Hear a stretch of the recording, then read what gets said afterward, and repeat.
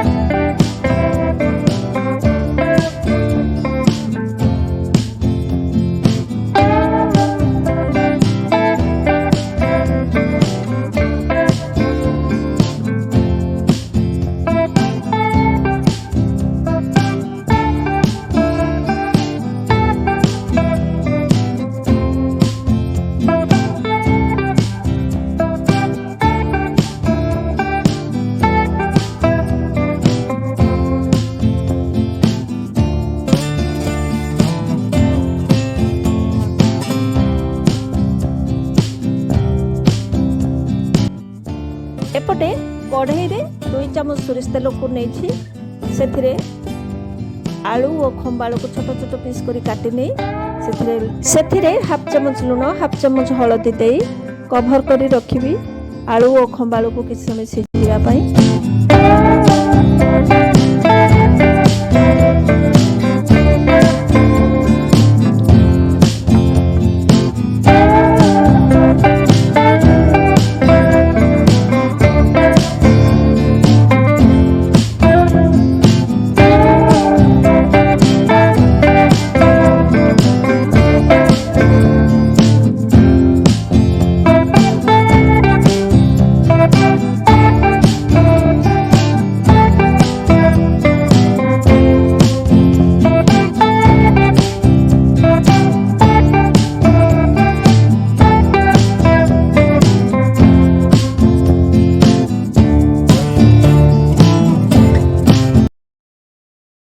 सागरे बैगण नदेले केमती लागिबो।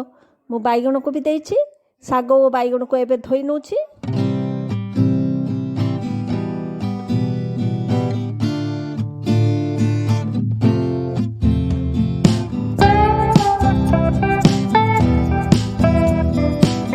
एबे चेक करिबा खंबाळू और आलू सिझिछि कि नाही।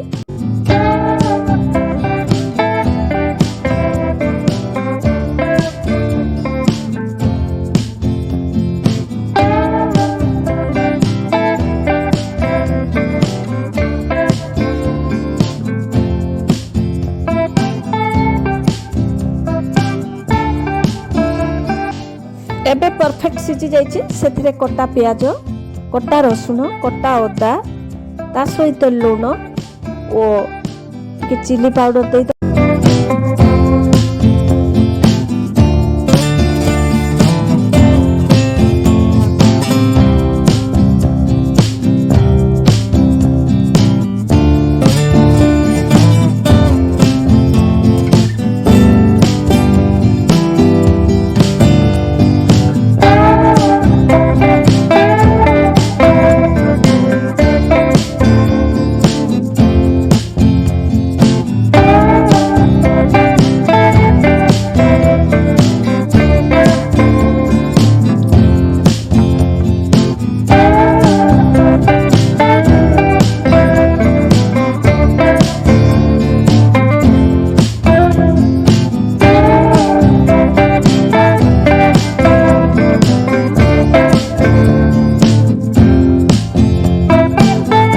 मसला टी एबे भाजी आसी से आमे साग को दे दबा। मसला और साग को भल से मिक्स करबा। किछि समय सिझी गला परे हमर बनी जीवो मसला दिया साग। कम लूण देबे नहले साग टी लुनिया लागि जीवो। बहुत टेस्टी रेसिपी। आको आपण रोटी रे भी खाई परिबे, भात रे भी खाई परिबे।